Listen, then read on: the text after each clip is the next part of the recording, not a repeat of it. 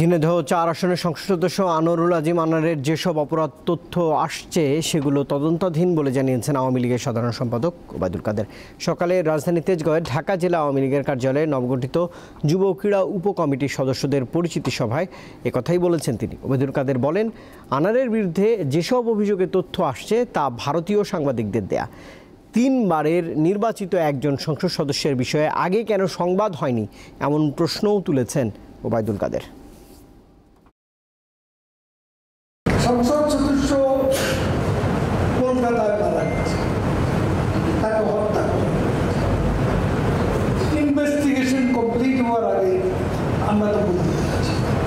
এখন ভারতীয় সাংবাদিকরা কোন তথ্য আনলো সেটার কিন্তু কি দিচ্ছেন?